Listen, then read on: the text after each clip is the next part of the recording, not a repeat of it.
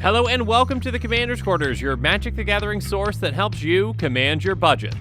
This show and episodes like this one are possible thanks to viewers like you. If you're looking for an easy way to help support this show, make sure that you like, share, and subscribe. Also, hit that bell notification icon so you don't miss any new episodes. You can also go check out our playmats and other merchandise at thecommandersquarters.com. Another easy way to support this show is with our TCG player affiliate links. So whether you're buying a deck or individual cards, you can use this general link right here or one in the description. And the final way that you can support this show is by supporting us directly by becoming a patron. There are many benefits to being a patron, and I truly couldn't do this without all their support. And also, the Pigs Playing Magic Kickstarter has launched, so make sure you check that out. The Kickstarter campaign is going to last for 30 days, and after that, the playmat will no longer be available for purchase.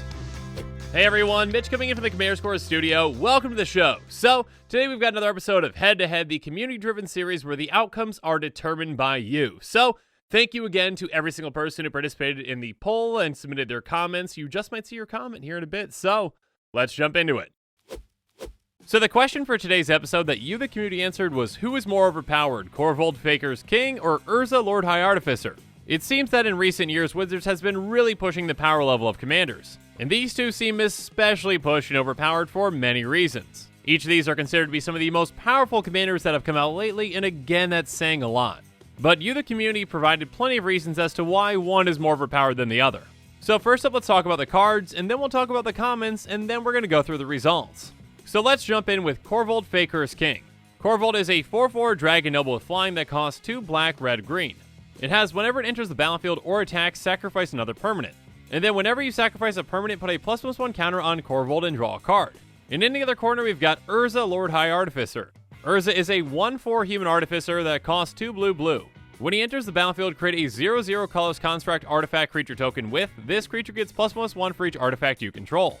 He also has tap an untapped artifact you control, add blue, and pay 5, shuffle your library, then exile the top card. Until end of turn, you may play that card without paying its mana cost. And now that we've gone through what both commanders do, let's talk about your thoughts on which one is more overpowered. Let's start things off with the comments from those of you that said that Korvold Faker's King is more overpowered. Evan from 711 says, simply put, endless value potential. Jund has plenty of ways to sacrifice things for value, and Korvold gives you even more value on top of that.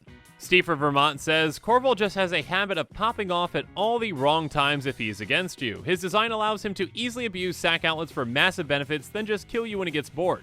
So essentially getting a ton of value out of seemingly nowhere and then being able to just one-shot you from there. And then Marcus says, Korvold's ability to rebound after any interaction, board-wise removal, etc. is frightening and something that is very hard to deal with. A card advantage engine along with being able to buff himself up makes Korvold feel like a death sentence during Magic games. So Korvold can recover very quickly compared to the other players and seemingly not miss a beat. Next up, Just Frank says, the sacrifices can be abused fast, leading to card advantage and high damage. Korvold also has access to the best ramp in tutoring. Urza, on the other hand, can be shut down easily by artifact hate. So Korvold has access to cards that make a very powerful commander deck, and also it doesn't necessarily depend on artifacts to win. And then Donald Grunt from Summoner's Rift has this to say, the sheer number of triggers and the time spent resolving them is a win con itself. I've mentioned this on the channel before, but some players don't like to play against solitaire decks, and Korvold can become solitaire very quickly. Next up, Eddie puts it simply, fetch lands, period.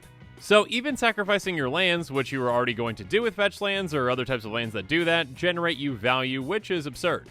And then Chandler from Texas says, Korvold is practically a 4-color deck with the amount of card draw that he can empower you with. Your fetch lands draw you cards, and your Dockside Extortionist can not only give you mana, but card draw. There's many things that get sacrificed in Magic with powerful effects, but adding card draw makes them more powerful. So it's essentially a ton of incidental value that basically replaces the need for blue because of all the card draw. Next up, Peter Kelly says, with minimal effort and a simple sack outlet, Korvold can get enormous and draw your whole deck. Urza sure has a lot of synergies, but considering the colors, Korvold is too combo-tastic. So again, both are very overpowered, but Korvold has access to even more colors. And then Peter says, Korvold provides a much more consistent card advantage generator than Urza's more randomized engine. Despite Urza's ability to generate an insane amount of mana, he needs a dedicated way to gain better card advantage or risk whiffing through his ability. Korvold can, in a decent aristocrat or sacrifice deck, stay around and let you draw cards while you do what you want to do anyway, while having another way to kill others if he stays long enough in a turn. So essentially, Korvold is less random and can also be a win condition in itself. And finally, Castle has a one-word answer for this: eggs. Again, sacrificing things that already generate you value generate even more value when Korvold's in play. So in summary, Korvold is more overpowered for a few reasons. He generates an incredible amount of incidental value, he's in some of the most powerful colors, and he has the potential to one-shot kill. But now it's time to move on to our other contenders, so let's talk about the comments from the players that said that Urza is more overpowered. John from Minnesota starts us off by saying, Korvold draws you cards, Urza gets you spells for free. So the card that Urza gets you might be random, but you're going to cast it for free and it might provide you an incredible amount of value.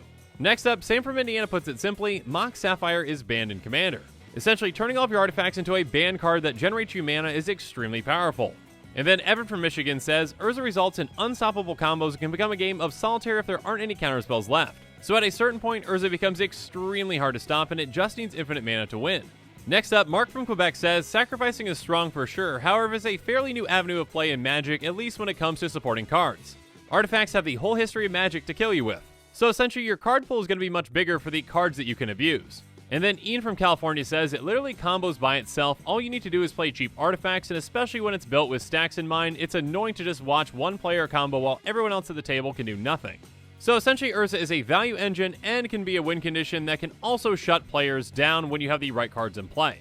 Next up, Hank from North Carolina says, while Korvold can be powerful and net you a lot of card advantage, Urza can go infinite at the drop of a hat.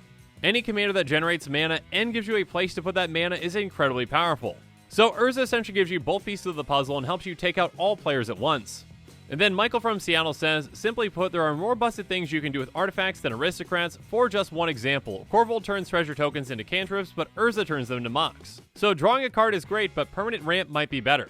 And then Hachibaba23 says, Korvold is just a draw engine. Urza is a mana source and a fantastic outlet for all that mana, not to mention all these stacks effects that Urza can make incredibly one-sided. So Urza might not actually draw cards, but it does a lot of other things that can be very overpowered and help you win. And then Michael says, the right Urza deck can win early consistently, even through disruption. Blue is the color of counterspells, so yeah, there's that. Next up, Kevin from upstate New York says, with so many zero-cost artifacts, even a budget Urza deck can build momentum too quickly for a lot of decks to be able to deal with. Also, because it's mono blue, there is a good chance that any answers to Urza you might have will get countered. So again, a ton of cheap artifacts and counterspells can really just take over the game with Urza. And finally, Jesse from Barnesville has this to say. While Korvold is a powerful and dangerous sacrifice payoff card, his through line to victory is still fair and takes a while to set up. Urza, meanwhile, serves as a Tolarian Academy, an XX token generator, and an outlet for infinite mana all in one card. Any one of those things is powerful, all three is too much. So, in summary, Urza is more overpowered for a few reasons. He turns all your artifacts into mox, he gives you a place to sink that mana into, and he's incredibly hard to disrupt. So now that we went through the comments, which one actually got more votes on which one is more overpowered? I tallied up all your votes, and the more overpowered commander is Urza, Lord High Artificer. A whopping 84% of you said that Urza is more overpowered than Korvold. So apparently turning everything into Mox Sapphire and being able to sink all that mana and then combo and disrupt things is incredibly powerful. You can sack your things to generate value, but Urza is going to be one step ahead of you. Again, a big thanks to every single one of you who participated in the survey.